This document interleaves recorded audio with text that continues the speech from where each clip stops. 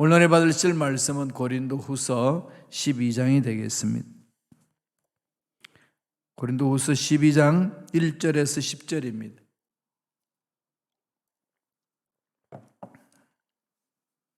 다 같이 우리 한 목소리로 봉독하겠습니다. 무익하나마 내가 부덕불 자랑하노니 주의 환상과 계시를 말하리라. 내가 그리스도 안에 있는 한 사람을 아노니 그는 14년 전에 셋째 하늘에 이끌려간 자라. 그가 몸 안에 있었는지 몸 밖에 있었는지 나는 모르거니와 하나님은 아시느니라. 내가 이런 사람을 아노니 그가 몸 안에 있었는지 몸 밖에 있었는지 나는 모르거니와 하나님은 아시느니라. 그가 나군에 이끌려가서 말로 표현할 수 없는 말을 들었으니 사람이 가히 이르지 못할 말이로다. 내가 이런 사람을 위하여 자랑하겠으나 나를 위하여는 약한 것들 외에 자랑하지 아니하리라. 내가 만일 자랑하고자 하여도 어리석은 자가 되지 아니할 것은 내가 참말을 함이라. 그러나 누가 나를 보는 바와 내게 듣는 바에 지나치게 생각할까 두려워하여 그만두노라. 여러 계시를 받은 것이 지극히 크므로 너무 자만하지 않게 하시려고 내 육체에 가시 곧 사탄의 사자를 주셨으니 이는 나를 쳐서 너무 자만하지 않게 하려 하심이라. 이것이 내게서 떠나가게 하기 위하여 내가 3번 주께 간구하였더니 나에게 이르시기를 내 은혜가 내게 족하도다. 이는 내 능력이 약한 데서 온전하여 짐이라 하신지라. 그러므로 도리어 크게 기뻐하므로 나의 여러 약한 것들에 대하여 자랑하리니 이는 그리스도의 능력이 내게 머물게 하려 함이라. 그러므로 내가 그리스도를 위하여 약한 것들과 능력과 궁핍과 박해와 곤고를 기뻐하노니 이는 내가 약한 그때의 강함이라. 아멘. 이 말씀으로 약함을 자랑하는 이유 라는 제목으로 연의 말씀을 나누겠습니다. 이솝 우화에 보면은 5손가락 이야기가 나와요. 5손가락이 함께 사이좋게 잘 지내고 있는데 어느 날 첫째 손가락이 자랑합니다. 얘들아, 내가 엄지니까 최고야. 자랑을 했어요. 가만히 옆에 듣고 있던 둘째 손가락이 위에 질세라, 무슨 말이냐? 무언가를 가리킬 때는 내가 제일 많이 사용된다 라고 이야기를 합니다. 셋째 손가락도 가만히 있을 수 없잖아요. 다른 손가락들을 쳐다보면서 너희들 정말 웃기는구나. 한번 키를 재보자. 누가 제일 크냐? 우리 중에 나보다 큰 손가락이 어디 있냐? 내가 제일 크다. 이 시대입니다. 넷째 손가락도 가만히 있을 수 없었어요. 그래, 너희들 내가 다 인정해 주마. 근데 약혼이나 결혼하는 때에 귀중한 사랑을 사양할 때에 반지를 어디다 끼냐? 셋째 손가락 끼지 않느냐? 잘난 체합니다. 손가락들은 모두 다 자기 자랑을 한 가지씩 내놓았죠. 마지막 5째 손가락은 자랑거리가 없습니다. 그렇게 생각했는데 내 5째 손가락이 외칩니다. 다들 무슨 소리 하냐? 야, 내가 없으면 손가락은 병신이 되는 거다. 그랬어요. 이 5손가락이 이제 이솝 우화에 나오는 이야기 중에 우리가 사는 이 시대를 너무 잘 표현하고 있지 않나요? 자신의 연약함을 보지 아니하고 잘난다고 자랑하고 또 자기가 최고라고 의시되고 그러면서 다른 사람을 험담하고 정죄하는 모습, 이런 모습들이 5손가락은 다 들어있는 것 같아요. 사람은 다 연약하죠. 우리가 인생살이 하면서 생각을 많이 합니다. 내가 약하기 때문에 실패했다. 그런 생각을 많이 합니다. 약한 것은 세상이 싫어하잖아요. 다 강한 걸 좋아합니다. 그런데 오늘 본문에는 사도 바울이 약함을 자랑합니다. 약함을 자랑하겠다는 거죠. 강한 것을 자랑하는 것이 아니라 나는 약한 것을 자랑하겠다. 왜 사도 바울은 약함에 대해서 부끄러워하지 아니하고 자랑할까요?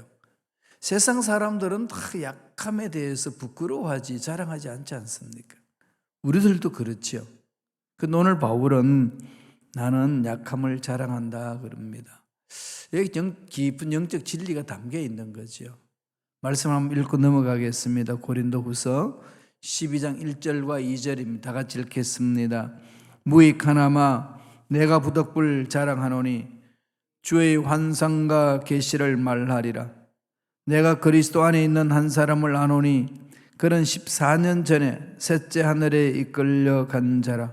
그가 몸 안에 있었는지 몸 밖에 있었는지 나는 모르거니와 하나님은 아시느니라. 바울이 지금 어떤 한 사람을 안다고 이야기합니다. 이 한 사람이 누굴까요? 자기 자신을 표현하는 거죠.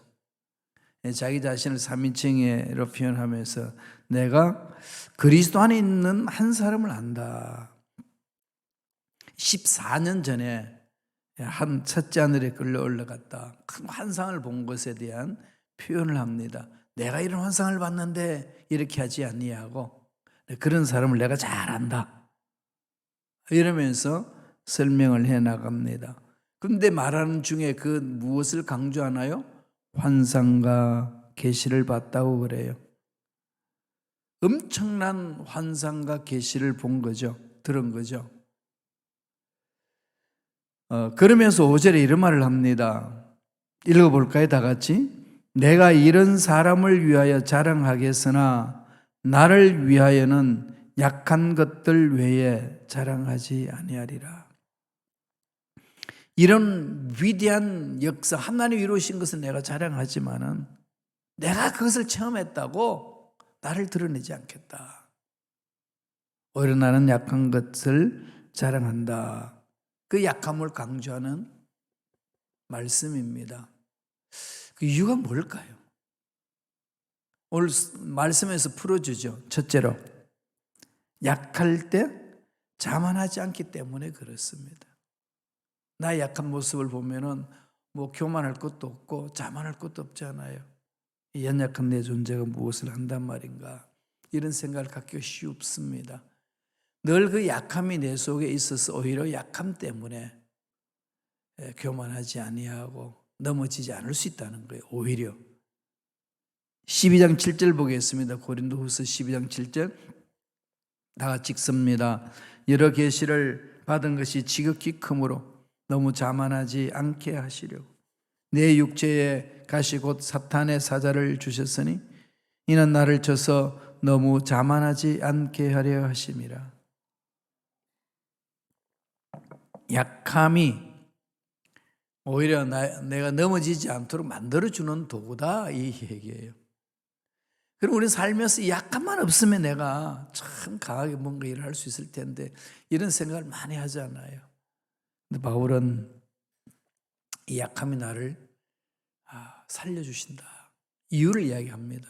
너무나도 크고 엄청난 그 하나님의 환상과 계시를 보았는데 여기 빠져버리면 다른 사람을 다 그냥 눈 아래 깔고 본다는 거죠.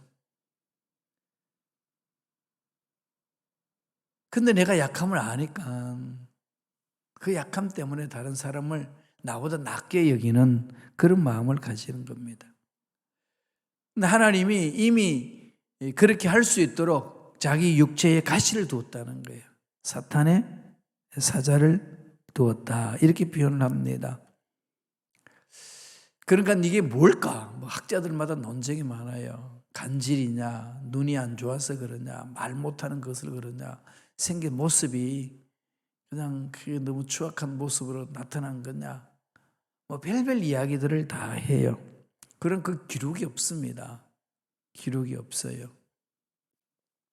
여러 가지 이제 추측들 할 뿐이지 하는 거죠. 어쨌거나 몸에 정말로 부러지져도 하나님이 응답하지 않은 육체에 가시가 있었다고 그래요. 질병이 있었다는 거죠. 이것 때문에 바울은 하나님 앞에 몸부림을 칩니다. 성경에 보면은 3번이나 기도했다. 이 3번 기도했다고 말하는 것은 목숨 걸고 달려들었다는 거예요. 낫기 위하여, 이 치료하기 위하여. 근데 하나님이 야, 그냥 안고 살아라. 네가 안고 살아야 교만하지 않고 네가 살 수 있는 것이다. 그렇게 말씀을 해주니까 바울은 더 이상 기도하지 않고 그냥 그걸 안고 삽니다. 그 가시 때문에 더 하나님 앞에 가까이 가고 교만하지 아니하고 넘어지지 않는다는 얘기입니다. 더 기도를 하는 거예요. 여러분 약할 때 기도하지 않나요? 안 넘어지려고 그냥 몸부림쳐야 되는 거죠. 야고보서 4장 6절 이런 말씀을 합니다. 그라도 큰 은혜를 주시나니 그러므로 일러서되 하나님이 교만한 자를 물리치시고 겸손한 자에게 은혜를 주신다였느니라. 하나님 은혜를 받으면 넘어지지 않잖아요. 교만하지 아니할 수 있고 겸손하게 살아갈 수 있습니다. 러시아의 문학가 톨스토이가 이런 말을 했어요. 가장 약한 자는 결국 강한 자를 이긴다. 겸손의 덕과 침묵은 그처럼 큰 것이다. 소수의 사람만이 참다운 겸손을 알고 있다. 진정한 겸손한 자, 겸손을 아는 자, 겸손한 자는 안 넘어지고 오히려 강한 자가 넘어지지 않아요. 강한 것 때문에 오히려 넘어지는 경우 얼마나 많은지 모릅니다. 우리 속담에 무슨 말이 있죠? 뛰는 놈 위에 누가 있다고 그러죠? 나는 놈이 있다고 그러죠. 그런데 그 말을 이용해가지고 이런 말을 만들어서 씁니다. 나눈 놈 위에 붙어 있는 놈이 있다. 날아다니는 그 사람 위에는 딱 붙어 있으면 늘 그냥 날아다니는 존재가 된다는 겁니다. 육체의 가시는 우리의 삶에 있어서 브레이크를 만들어주는 거예요. 내가 잘날 이유가 없습니다. 예수 십자가를 붙들러 가면 돼요. 성령 충만하면 됩니다. 성령에 이끌리면 가면 되는 거죠. 약하다, 못한다, 어리석다 이런 데 집중할 이유 하나도 없잖아요. 오히려 그것 때문에 넘어지기가 더 쉬울 뿐이지. 오늘 본문 말씀을 보면은 사도 바울은 자기 육체에 가시가 있는데 그 육체의 가시는 우리로 표현하자면 우리말로 자동차의 브레이크 같아가지고 교만으로 막 달려가는 걸 딱 브레이크를 걸어주는 거죠. 더 이상 교만하지 않도록 막아준다는 겁니다. 가시는 내가 도대체 해결할 수 없는 나의 약함은 우리에게 브레이크의 역할을 한다는 얘기입니다. 우리 일상생활은 그런 걸 많이 하지 않나요? 감기, 몸살 걸리면은 여러분 어떠세요? 막 일하러 가시나요? 아니죠. 몸 좀 눕잖아요. 침대에 누워서 땀을 뻘뻘 흘립니다. 그러면서 쉬는 거죠. 몸을 쉬어주게 하는 것이 감기 몸살이잖아요. 그럼 궁극적으로 감기 몸살은 육체에 해가 아니라 도움이 되는 거죠. 만약에 그게 안 걸리면 내가 그냥 넉다운 돼버리는 거죠. 번아웃 돼가지고 올바르게 감당할 수가 없습니다. 가시는 결코 우리를 넘어지게 하는 게 아니라는 거예요. 가시는 나를 겸손하게 만들어준다. 그 얘기입니다. 고대 히랍 철학자 중에 존경받는 사람 중에 근본 철학을 강조한 소크라테스 있잖아요. 너 자신을 알라. 날마다 사람들이 많이 모인 곳에 가가지고 가르칩니다. 너 자신을 알라. 그런데 그 위대한 사상을 전하는 소크라테스에게는 유명한 부인이 있잖아요. 어떻게 유명하죠? 악처로 유명합니다. 크산티페라는 여인인데 이건 뭐 사람이 있든 없든 아름껏하지 않냐고 막 말을 쏘아붙이는데 명수라고 그래요. 소크라테스가 제자들하고 막 이렇게 있고 강론하고 있는데 소크라테스에게 돈도 못 벌고 뭐 돈이 되겠어요. 그죠? 그 당시 웅변 학원이라든지 오늘 말은 글쓰기 학원이라든지 대학 들어가기 위해서 에세이 쓰기 위해서 글을 잘 써야 되는 이 과외라든지 이런 게 있어서 돈을 많이 받는 그런 일을 한다면은 뭐 생활이 어려움이 없겠지만은 그 당시 그렇지 못하지 않겠어요? 그러니까 이 크산티페는 먹고 살아야 되니까 부인은 늘 이게 소크라테스에게 하소연한 겁니다. 돈을 가져와라, 돈을. 네 자신을 아는 것도 중요한데 좀 이렇게 먹고 살자 이거예요. 그러니까 제자들하고 모여 있는데 그냥 돈 못 번다고 큰 소리를 치면서 막 물을 끼얹어 버렸습니다. 그랬더니 제자들이 너무 이게 화가 나는 거예요. 존경하는 스승에게 선생님, 그걸 그냥 참고 살면 어떡합니까? 차라리 이혼하세요. 모르는 소리. 이게 자연의 이치라네. 천둥 번개가 나더니 소낙비 오는 건 당연하지 않냐? 뭐 고함 지르더니 그냥 물을 뒤에 부수게 하는 건 당연하지.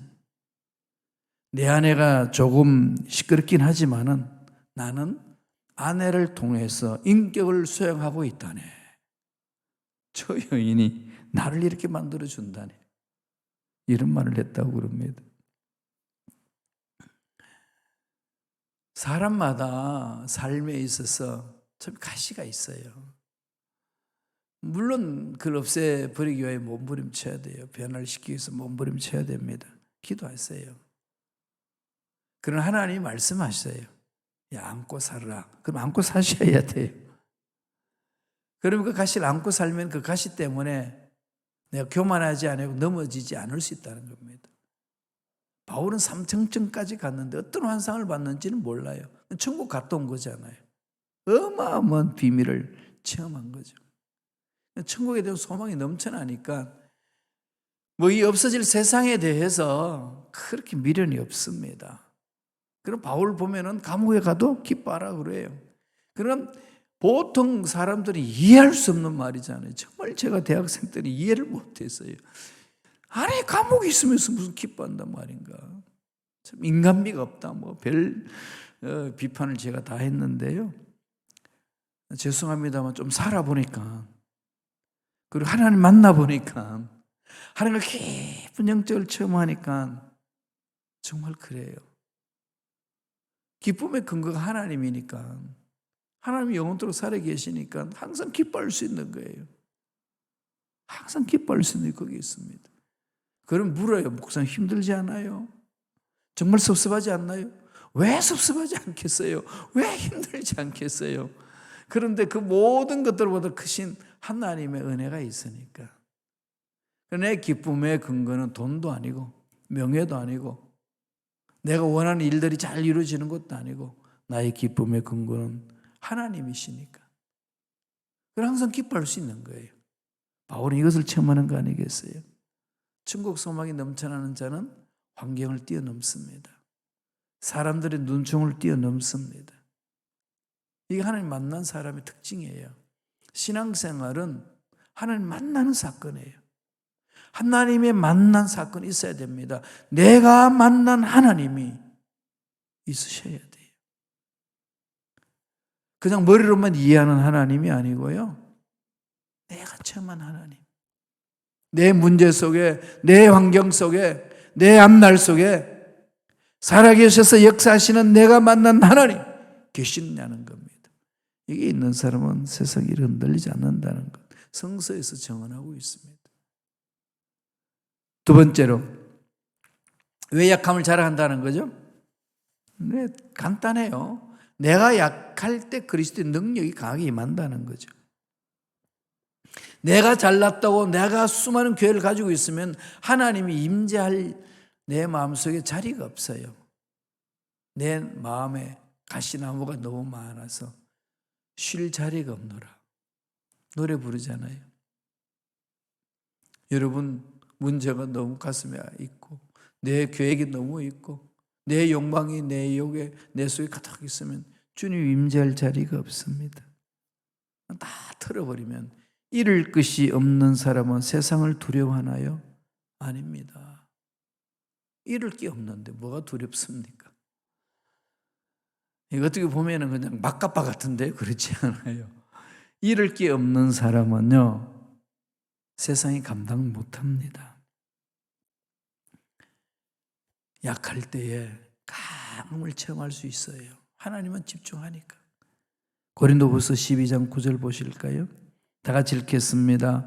나에게 이르시기를 내 은혜가 내게 족하도다. 이는 내 능력이 약한 데서 온전하여 지밀하신지라. 그러므로 도리어 크게 기뻐함으로 나의 여러 약한 것들에 대하여 자랑하리니 이는 그리스도의 능력이 내게 머물게 하려 함이라. 너는 이미 충분한 은총을 받았다. 그러니까 네가 가시 있다고 거기서 벗어나겠다고 몸부림치는 거 그러지 마라. 내가 그 가시를 통해서 너를 만진다. 내 권능은 네가 약할 때에 온전히 드러나는 것이다. 그런 거예요. 약한 사람을 붙들어서 강하게 하시잖아요. 왜냐하면 하나님은 강하시니까. 무한대 플러스 10억하고 무한대 플러스 1억하고 어떤 게 큰가요? 10억의 기준을 두면은, 그죠? 무한대는 빼버리고 그 플러스 되는 그 기준을 두면은 10억이, 무한대 플러스 10억이 크잖아요. 큰 것처럼 보이잖아요. 근데 무한대인데 그게 10억을 붙이든 1억을 붙이든 그게 무슨 차이가 있겠어요? 똑같죠? 네, 무한한 것. 우주 만물을 창조하신 하나님의 무한한 그 능력이 있는데 그게 뭐 내가 가진 게 있다 없다 그게 아무 문제가 안 된다는 겁니다. 그래서 바울은 그것을 깨닫고 이렇게 고백합니다. 12장 10절에 다 같이 읽겠습니다. 그러므로 내가 그리스도를 위하여 약한 것들과 능력과 궁핍과 박해와 곤고를 기뻐하노니 이는 내가 약한 그때에 강함이라. 이 말씀 이해가 되시나요? 잘 안 되죠? 능력, 약한 것, 궁핍, 박해, 곤고 힘들잖아요 다. 이 세상 사람들은 다 이걸 싫어합니다. 여기서 벗어나고 싶은 거예요. 내팽개치고 싶습니다. 그런데 바울은 오히려 이런 약한 것들과 능력과 궁핍과 박해, 공고를 기뻐한다는 거죠. 예수 그리스도 안에 있을 때에 참 능력을 체험할 수 있다는 확신이 있으니까, 은혜가 있으니까. 그게 무슨 문제냐 그러는 거예요. 약함을 통해서 나타나는 하나님의 능력 누구도 막을 수 없습니다. 그래서 우리는 고백할 수 있는 거예요. 힘들고 어려운 상황 중에 문제가 있는데도 주님을 바라보면서 외치는 겁니다. 나는 행복합니다. 예레미야는 이런 하나님의 말씀을 받아서 이렇게 선포를 해요. 예레미야 29장 11절 볼까요? 다 같이 읽겠습니다. 야훼의 말씀이니라 너희를 향한 나의 생각을 내가 하나니 평안이요 재앙이 아니니라 너희에게 미래와 희망을 주는 것이니라. 약하기 때문에 못하겠다고 주저앉았습니까? 난 안 된다고 더 이상 할 수 없다고 실망하며 낙심하고 있습니까? 말씀을 붙드세요. 내 생각은 평안이다. 재앙이 아니다. 너에게 무엇을 준다는 거죠? 미래를 주고 희망을 주는 거라. 우리가 약하면 하나님의 능력이 강하게 임하지 않습니까? 강한 능력이 나를 붙드시면 이 세상이 어떻게 감당하겠습니까? 바울이 그래서 외치는 겁니다. 빌립보서 4장 13절에 뭐라고 그랬죠?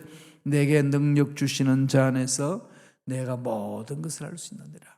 능력 주시는 자 안에서, in Christ, 예수 안에서, 하나님의 능력 안에서 할 수 있는 거예요. 능력 주시는 자가 안 계시면 아무것도 못합니다. 연약한 자들은 더 그걸 느끼지 않겠어요? 내가 연약하면은 할 수 없는데, 이 세상은 강한 자를 원하는데 내가 약하면은 쓸모가 없어요. 그래서 그냥 뭐 스펙 쌓기 위해서 얼마나 몸부림칩니까? 주의 종들도 교회 공동체 섬기는데 청빙받기 위해서는 이 또 스펙을 또 성도들이 봐요. 공부를 얼마나 했냐, 목회 경력이 어떠냐 이러니까 뭐 목사님도 올바르게 교회 공동체에 가서 목회하시려면 뭐 여기 집중해야 돼요.